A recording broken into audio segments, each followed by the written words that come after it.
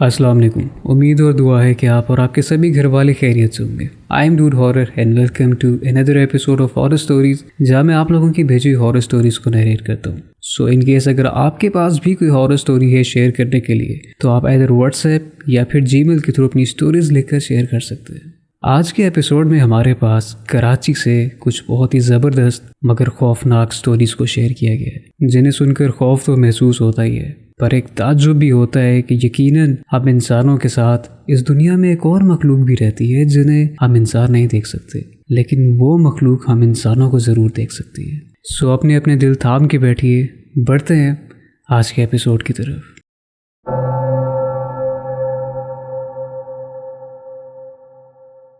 मेरा नाम फरहान है। मैं आपको अपने साथ होने वाला एक वाक़या बताना चाहता हूँ। ये वाक़या 2002 में मेरे साथ पेश आया, जब मैं कराची के इलाके गुलशन जमाल में रहता था। उस वक्त मेरी उम्र 14 बरस की थी। मैं 8वीं क्लास में पढ़ता था और सुबह कुरान पढ़ने जाता था, जबकि दोपहर की शिफ्ट में मैं स्कूल जाया करता था और हर शाम को ग्राउंड में क्रिकेट खेलने जाया करता था। मुझे बचपन में मीठा बेहद पसंद था। मैं अक्सर शाम को क्रिकेट खेलने के बाद मार्केट जाके समोसा और जलेबी खाता था। ये मेरा तकरीबन रोज़ का मामूल था। मार्केट में एक पुरानी शॉप थी जिसकी मिठाई और समोसे बेहद मशहूर थे। एक रात हमारे घर में मेरे चाचा और मेरे कज़न्स आए। अबू ने मुझे मिठाई लेने के लिए भेजा, तो मैं उसी मिठाई की दुकान पर मिठाई लेने के लिए चला गया। उस वक्त रात के 10 बज रहे थे और वो मिठाई की दुकान रात 11 बजे तक खुली रहती थी। जैसे मैं मिठाई लेने दुकान के अंदर दाखिल हुआ, तो मुझसे पहले 2 आदमी आए और उन्होंने दुकानदार को 5 किलो मिठाई पैक करने के लिए कहा और ये भी कहा कि हमें मिठाई जल्दी पैक करके दे दो। उन 2 आदमियों ने 5 किलो मिठाई के पैसे एडवांस में दुकानदार को दे दिए थे। दुकानदार ने भी जल्दी से 5 किलो की मिठाई पैक की और मुझसे पहले उन लोगों को मिठाई देकर फारिग कर दिया। इसके बाद मैंने दुकानदार को 1 किलो मिठाई का कहा। उन शॉप वाले अंकल ने मुझे भी 1 किलो मिठाई दे दी। अब जैसे मैं मिठाई लेकर दुकान से बाहर निकला, तो मैंने उन 2 आदमियों को दुकान से थोड़ा दूर एक बेंच पर बैठे देखा और मैं क्या देखता हूँ कि वो दोनों आदमी बॉक्सेस खोलकर मिठाई खा रहे थे। अब मिठाई खाना कोई अजीब बात नहीं है, पर अजीब बात ये है कि जिस अंदाज से वो दोनों मिठाई खा रहे थे, उन दोनों की मिठाई खाने की रफ्तार इस कदर तेज़ थी कि मानो ऐसा लग रहा हो जैसे वो मिठाई नहीं बल्कि खाना खा रहे हैं। उस वक्त मैं दुकान के सामने खड़ा उन्हीं को देख रहा था और गौर कर रहा था कि आखिर ये चल क्या रहा है। और पूरे 2-3 मिनट के अंदर उन 2 आदमियों ने पूरी की पूरी 5 किलो मिठाई खा ली थी और पूरे 2-3 मिनट के बाद उन 2 आदमियों ने पूरी 5 किलो मिठाई खा ली थी। अब मैं क्या देखता हूँ कि वो दोनों बेंच से उठते हैं और सड़क की तरफ जाने लगते हैं।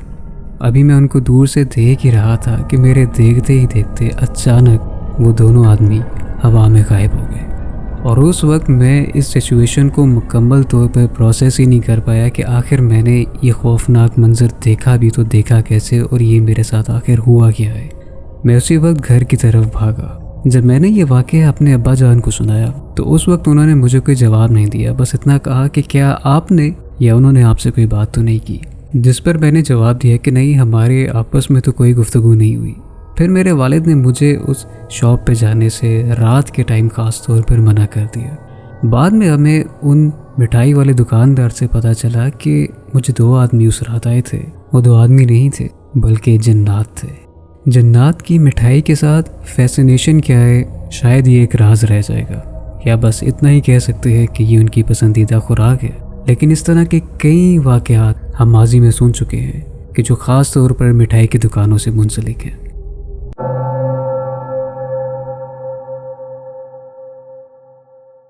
मॉनसून का महीना चल रहा था। रोज़ाना बारिश हुआ करती थी, तो मैं रोज़ छत पर नहाने जाया करता था। रोज़ की तरह इस दिन भी बारिश हो रही थी और मैं छत पर बारिश एंजॉय करने चला गया। जब बारिश में नहाकर मैं नीचे आया, तो घर में सिर्फ मेरा भाई था जो कि सोया हुआ था। मैं नहाने के लिए वॉशरूम चला गया और बाहर निकला तो तौलिए से अपने बाल सुखा रहा था। अपने बालों को सुखाने के लिए मैंने तौलिए को पीछे की तरफ उछाला तो दीवार पर लगा एक फ्रेम था जो कि उस तौलिए के टकराने से नीचे गिर गया। वो शीशे का फ्रेम था जिसके अब टुकड़े हर जगह पर बिखर चुके थे। मैं उन शीशे के टुकड़ों को उठा रहा था कि अचानक किचन की लाइट ऑफ हो गई, जो कि उससे पहले ऑन थी। घर में खामोशी थी, जिसकी वजह से मुझे स्विच ऑफ होने की बाकायदा आवाज़ आई थी। उस वक्त मुझे ये लगा कि शायद मेरा भाई उठ गया है और किचन में है। मैं जब किचन में आया तो वहाँ पर कोई भी नहीं था। मैंने भाई के कमरे में जाकर देखा तो वो सोया हुआ था। मैंने जल्दी जल्दी से शीशे के टुकड़ों को समेटा और भाई के कमरे में जाकर उसे जगाया और सारा सिलसिला बताया। देखा जाए तो ये भी एक अजीब मामला था, पर इसके बाद आपको जो बताऊंगा वो इससे भी ज़्यादा अजीबोगरीब वाक़या था। हमारे घर में एंटर होने का जो दरवाज़ा है उसके आगे एक और दरवाज़ा है जो कि जाली का है। बेल बजी और बाहर कोई आया था। मैंने जाली का दरवाज़ा खोलते हुए नोटिस नहीं किया, लेकिन जब वापस अंदर जाने लगा तो मेरी हैरत की इंतहा न रही। उस जाली के दरवाजे की ग्रिल्स में कलेजियाँ चिपकी हुई थी। हर ग्रिल पर 3-4 कलेजियाँ और न जाने क्या क्या ऑर्गन्स चिपके हुए थे जो कि किसी जानवर के लग रहे थे। मैं ऊपर वाले पोर्शन में गया जहाँ हमारे किराएदार रहते हैं। उनसे मैंने पूछा कि कहीं ये उनके बच्चों की शरारत तो नहीं है, लेकिन उनके बच्चे तो नीचे आए ही नहीं थे। मैंने अंकल को भी वो कलेजियाँ दिखाई, जिसके बाद वो भी बेहद खौफजदा हो गए। फिर उन्होंने एक शॉपर की मदद से उन कलेजियों को ग्रिल से उतारा और शॉपर में डालकर बाहर किसी पौधे में फेंक दिया। उसके बाद जब मेरी वालिदा घर आई तो हमने उनको ये बताया। बाद में उन्होंने 4 कुल पढ़े और मुझे तसल्ली देने के लिए ये कहा कि यकीनन ये किसी की शरारत है, मगर मेरी वालिदा और मैं ये बात बखूबी जानते थे कि ये किसी और मखलूक का ही काम लग रहा था। उस वक्त गलती मुझसे ये हुई थी कि मुझे तस्वीर उतार लेनी चाहिए थी उस ग्रिल की, लेकिन क्योंकि ये मेरा पहला एक्सपीरियंस था और इससे पहले कभी कुछ हुआ नहीं था तो उस वक्त मुझे अपनी भी होश नहीं थी। न जाने वो क्या था और क्या नहीं।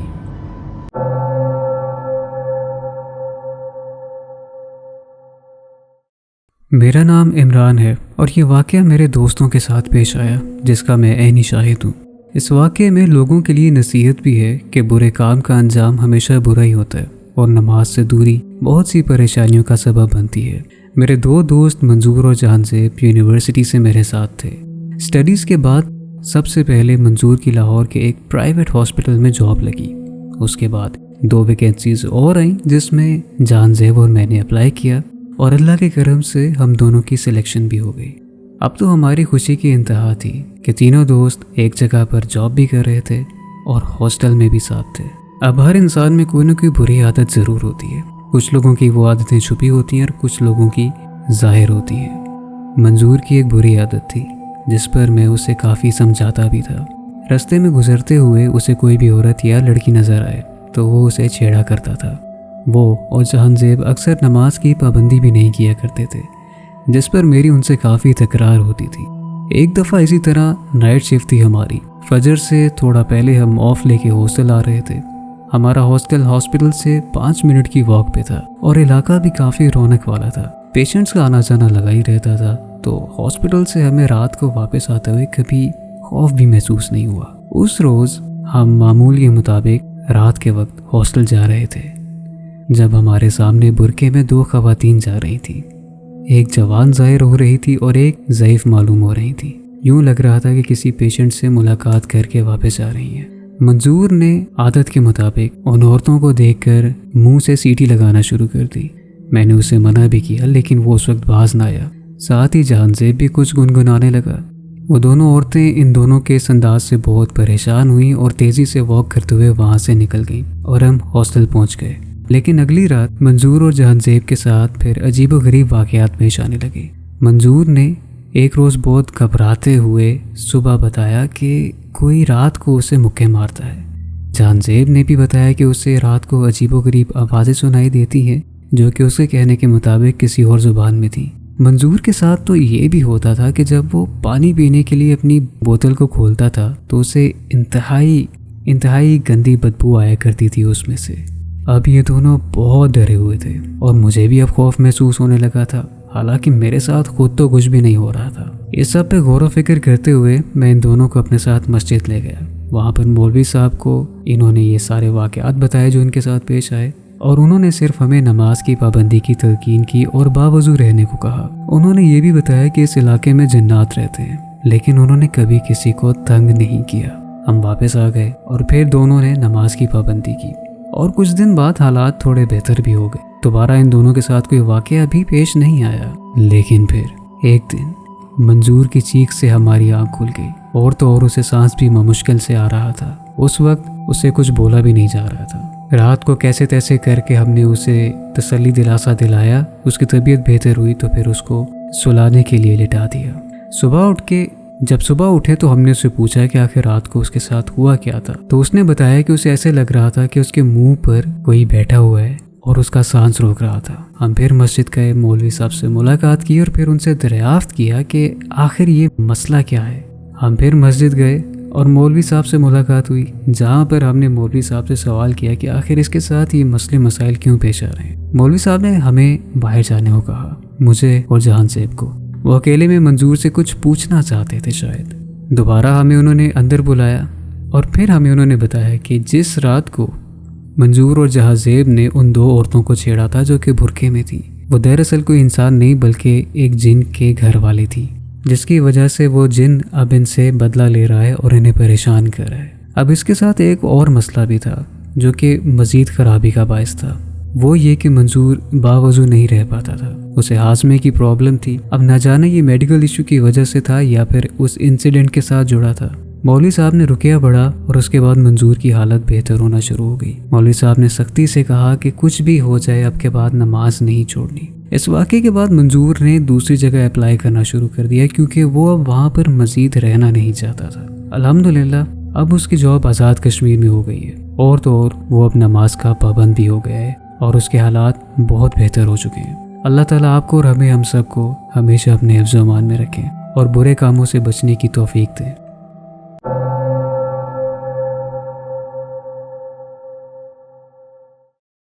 अस्सलामु अलैकुम, मेरा नाम अरीज है और मेरा ताल्लुक़ लाहौर से है। मुझे काम करते हुए आपके चैनल पर पोस्ट की गई हॉरर स्टोरीज़ को सुनना बेहद पसंद है। इन्हीं स्टोरीज़ को सुनते हुए हाल ही में मेरे साथ भी एक वाक़या पेश आया। वैसे तो मैंने अपनी ज़िंदगी में बहुत से गैर मामूली मामलात देखे हैं जो कि मैं फिर कभी सुनाऊंगी।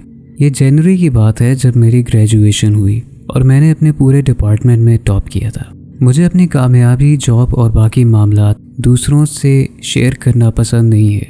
मेरा नज़र लगने पर बहुत स्ट्रॉन्ग बिलीफ है और कुछ एक्सपीरियंसेस भी ऐसे रहे हैं कि जिनसे मामलात मज़ीद उलझ गए थे। मगर मेरी वालिदा को दूसरों के साथ खुशी शेयर करना अच्छा लगता है। मुझे 3 गोल्ड मेडल्स मिल चुके हैं जो कि मेरी वालिदा ने पूरे ख़ानदान में सबको बताया है। उनके बताने के बाद से जब अगले रोज़ मैं जिम में एक्सरसाइज करने गई थी तो एक्सरसाइज के दौरान मुझे मेरे घुटनों में बेहद दर्द महसूस हुआ। वो दर्द इस कदर नाकाबिले बर्दाश्त था कि मुझे डॉक्टर से रुजू करना पड़ा। डॉक्टर के पास गई जहाँ पर मुझे ये बताया गया कि मेरे दोनों घुटनों के लिगामेंट डैमेज हो गए हैं और मुझे पूरे 2 हफ्ते के लिए बेड रेस्ट की हिदायत दी गई थी। अब मज़ीद मामला इस सब के बाद बिगड़ना शुरू हुए जब मुझे बेड रेस्ट का कहा गया था। दिन ब दिन मेरी तबीयत बोझल रहने लगी, मेरे काम में ख़राबी आने लगी। क्योंकि मैं एक सोशल मीडिया मैनेजर हूँ तो मेरा सारा काम आइडियाज़ पर मुश्तमिल है और इन हालात के बाद तो जैसे मेरा दिमाग किसी ने जकड़ लिया हो। मैं डिप्रेशन में रहने लगी थी बिला वजह। रोना, गुस्सा, चिड़चिड़ापन रोज़ की बात हो गई थी। मेरा दिल करता था कि मैं सब कुछ छोड़ के कहीं दूर चली जाऊं और इसी सब में 2 महीने गुजर गए। आहिस्ता आहिस्ता मुझे रात को नींद आना भी बंद हो गई। मैं चाहे कुछ भी कर लेती लेकिन मुझे नींद नहीं आती थी और ये सिलसिला पूरा हफ्ता चलता रहा। इसी दौरान एक रोज़ मुझे अपने कमरे की जो राइट साइड वाली अलमारी है उस पे से बिला वजह खौफ महसूस होने लगा। हालांकि मुझे कभी अकेले सोते हुए डर नहीं लगा था, पर मेरे साथ ये होना रोज़ का मामूल बन गया था कि कमरे के अंदर मौजूद राइट साइड पर जो अलमारी थी उसके कोने से मुझे एक अजीब सी वहशत महसूस होती थी। फिर एक दिन फजर की नमाज़ पढ़ के मैं अपने बेड पर आकर लेटी और अलार्म सेट किया। मैंने अपना फ़ोन पकड़ा और मेरा चेहरा दरवाजे की तरफ ही था जब मैंने देखा कि मेरी अम्मी सफ़ेद चादर ओढ़े कमरे में दाखिल होकर अलमारी के पास गई हैं। मुझे लगा कि अलमारी से कुछ निकाल रही हैं। यूं ही 1 मिनट तक फ़ोन की तरफ मैं देखती रही और मुझे अचानक ख्याल आया कि अम्मी कमरे में लाइट बंद होने के बावजूद क्या ढूंढ रही हैं। इस नीयत से कि जो उन्हें चाहिए वो उन्हें मिल जाए, मैंने अपनी फ़ोन की फ्लैश लाइट ऑन करके अलमारी की तरफ किया तो वहाँ पर कोई भी नहीं था। मैं उठ के बाहर गई तो मेरी अम्मी अभी नीचे से ऊपर आ रही थी। मैंने पूछा कि आप कमरे में आई थी तो उन्होंने कहा कि बिल्कुल नहीं, मैं तो अभी नीचे से ऊपर आ रही हूँ। ये सब सुन के मैं दंग रह गई और मुझे यकीन नहीं आ रहा था कि अभी कुछ देर पहले मैंने क्या देखा था। फिर अगले दिन मैंने सारा वाक़या अपनी वालिदा को सुनाया और सब कुछ बताया जो मेरे साथ हो रहा था। कुछ दिन तो अम्मी ने दम करके मुझे अपने कमरे में साथ सुलाया। मैंने इस दौरान इस बात का जिक्र अपने छोटे भाई से भी किया था, तो उसने भी मुझसे पूछा कि आपके साथ ये वाक़या जुमेरात यानी थर्सडे वाले दिन तो नहीं हुआ। या मेरी सिक्स सेंस ने काम किया कि अगर इसने थर्सडे का जिक्र किया है तो यकीनन इसके साथ भी कुछ ना कुछ हुआ है। तो मैंने उससे पूछा कि क्यों, तुम्हारे साथ क्या हुआ है? तो उसने मुझे बताया कि जब वो टेरेस पर बैठकर फजर के बाद एग्ज़ाम की तैयारी करने बैठा था तो उसने विंडो में से एक काला साया निकलकर बाहर जाते देखा था। फिर कुछ दिन बाद मुझे मेरी वालिदा एक साहिब इल्म के पास ले गई। उन्हें मैंने सब बताया तो उन्होंने सदका करने की हिदायत की और कुछ आयात बताई। अम्मी ने सबकी वजह पूछी तो उन्होंने बस इतना कहा कि आप इसे घर ले जाएं और जो बताया है उस पर अमल करें, इंशाल्लाह ये लड़की यकीनन ठीक हो जाएगी। उसके बाद जिस दिन सदका दिया उस दिन मैं शदीद गुस्से में थी और चिड़चिड़ी सी हो रही थी।